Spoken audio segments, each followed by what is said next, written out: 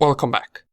Now that we learned what XSS is in theory, let's see different examples of how we can use and exploit the XSS vulnerability. We're going to start off as usual with our Try Hack Me platform. So I already have my machine started right here. I have navigated to task number 20, which says cross-site scripting, and we have a couple of options right here, or a couple of tasks, should I say. We have to solve all of these challenges. And I also advise you, before you do that you can read through this theory part right here and maybe learn a thing or two more about XSS. Nonetheless, once you do that, copy the IP address of your virtual machine and paste it in your browser. Okay, so we got a simple page that has a login form, a register form, and it has some options right here where we can go to reflected XSS or stored XSS. Let's see what our first task is. The first task is to deploy the VM. We already did that. The second task is navigate to our IP address in your browser and click on Reflected XSS tab on the navigation bar. Craft a reflected XSS payload that will cause a pop-up saying hello. Okay, this sounds like a simple task. So let's go right here and let's navigate to the reflected XSS. As we can even see right here, our task is to create a payload that will pop up a message that says hello. And we can do that with the help of a JavaScript alert function. The same one that we covered inside of our theory video. So all we have to do is, well, let's first see what would happen if we type just test. So it will reflect it right here on the page. It will say you searched for test. Now if we type our JavaScript code, and the function that we use is once again alert in order to specify the alert message. In our case, the message will be hello because that is our task. And we close the script tags, we click on search, and here we have an XSS. It ran our JavaScript code and opened this window that says hello. Okay, let's click on OK, and we get our flag right here. So this is the flag to our challenge. Let's copy it. Let's go back, specify it right here and submit it. Okay, awesome. Let's close this and let's see what our second challenge is. So on the same reflective page, craft a reflected XSS payload that will cause a pop-up with your machine's IP address. Okay, so we pretty much use this same user input, so we know it's vulnerable to XSS. Now we need to run a different JavaScript code in order to pop up an IP address of the virtual machine. We can do that by typing this script right here. And let me just zoom this in, just so you can see it a little bit better. We run script, and then inside the script tags we type alert, and in between the brackets we specify window.location.hostname. And of course at the end we close the script tags. So this is how our script would look like in order to pop up the IP address of the virtual machine. Let's click on search, and here it is. We get it right here. Click on OK, and we will get our flag, which we specify as a result for our challenge. Let's go right here, paste it, submit it, and that one is correct as well. The second thing, or pardon me, the third task that we have is navigate to the same IP address in your browser and click on stored XSS. And we also need to make an account. So let's do that real quick. Let's close this. Navigate to stored XSS. Remember, the reflected XSS only reflected our JavaScript code on the page, it didn't store it on the server. With the stored XSS, we're going to see an example of our JavaScript code being stored on the server.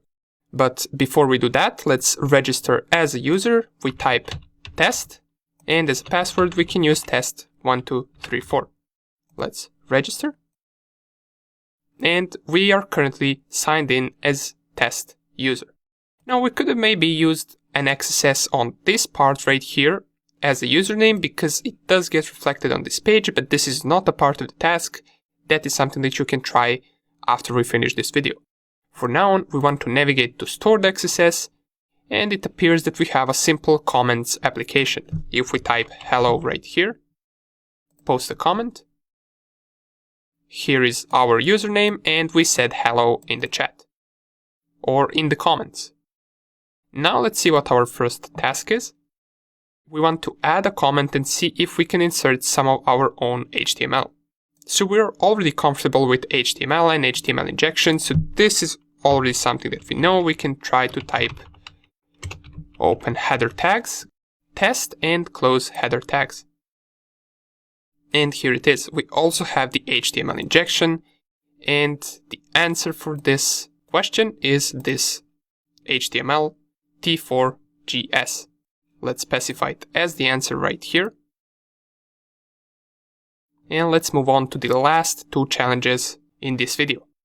So on the same page, create an alert pop-up box appear on the page with your document cookies. Well, we already know that we're going to use the same alert function. So let's open our script tags. And in between the alert brackets, we want to specify document.cookies in order to alert us with our cookie values. We of course need to close the script tags, and once we submit this comment, we get our cookies right here. And this is also stored XSS. We will get our result or our flag right here, which for some reason I can't seem to copy. Let's try it like this, paste it, and it works.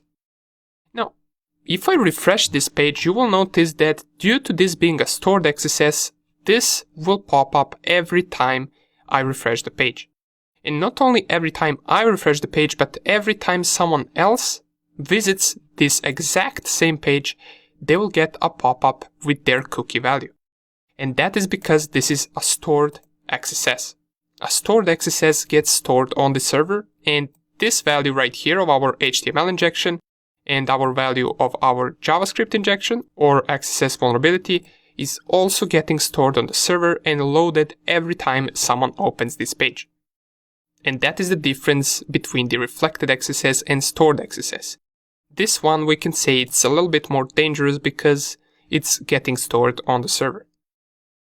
Now let's go with our last challenge. It says change XSS playground to I am a hacker by adding a comment and using JavaScript. We have the XSS playground right here, and we want to change this into I am a hacker.